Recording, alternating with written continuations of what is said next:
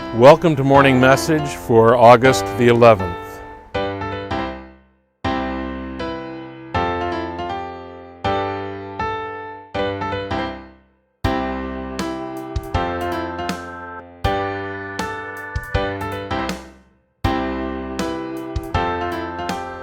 Yesterday I happened to be at Dartmouth Crossing, and we were parked in the parking lot, and around us was a bunch of different drive-through restaurants, and somebody had been eating whatever it is they ordered and apparently didn't like their food very much. And as they were driving away very angrily with their windows open, they were yelling. Yelling loud enough for everybody to hear how whatever it was that they had eaten was the worst meal they had ever had, and they wanted everybody to know. Very angry was this person, and very loud about it as well. It got me thinking about an incident that I had recently at a drive-through restaurant. I was at the drive-through, and thankfully there was nobody behind me.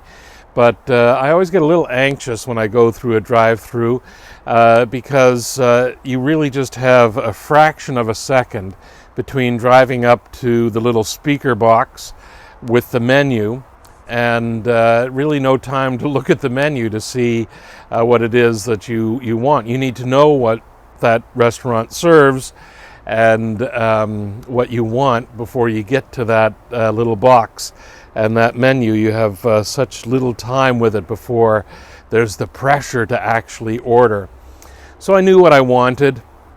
I'd rehearsed it in my head before I got there, and I placed my order. And then the fellow asked what size drink I would like. And frankly, that was something I hadn't thought about. I wasn't really sure what size drink I wanted or what size drinks they have. So I guessed at what size I wanted, and my guess was medium. Apparently that was the wrong guess because the fellow said to me, "I'm sorry, sir, but we don't have medium." So I'm now under pressure again. What size do I want? So to buy myself some time, and frankly there's nobody behind me, so I got some time here. I asked what size drinks they had. And this is what the guy said. He says, "Well, we got the small, and we got the large, and we got the regular."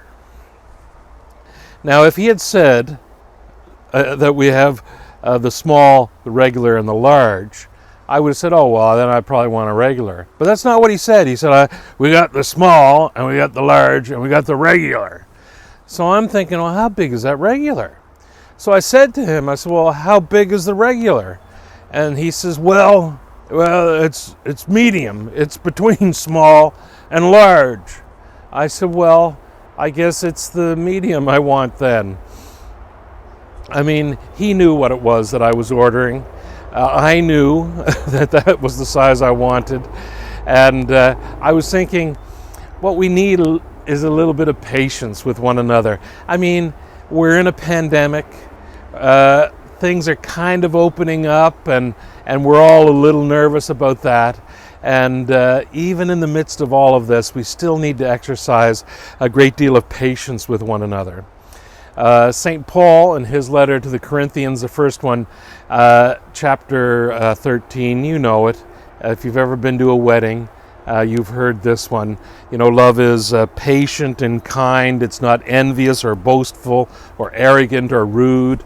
That is something that Paul wrote, not specifically about marriage, but it applies to marriage because it applies to any community, whether it's a married couple or a family or an extended family or a neighborhood or a church or a city or a province or a country or a world. This is great advice for us no matter what kind of community we're looking at, to be patient and kind with one another. And I find the older I get, the more patient the people around me need to be, which I guess is a great thing as well. And I'm certainly thankful for the patience of those around me. And I'm kind of thankful for, in the end, the patience that guy at the drive-thru showed me.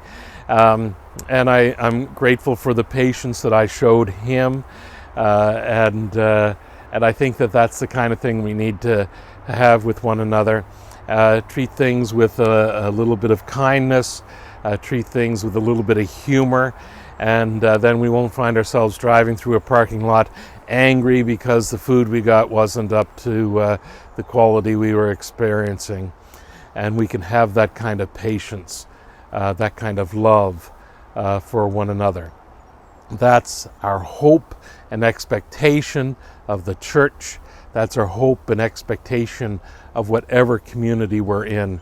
And my hope and prayer for all of you today is that you experience the love in your communities that Paul talks about in the 13th chapter of the first letter to the Corinthians.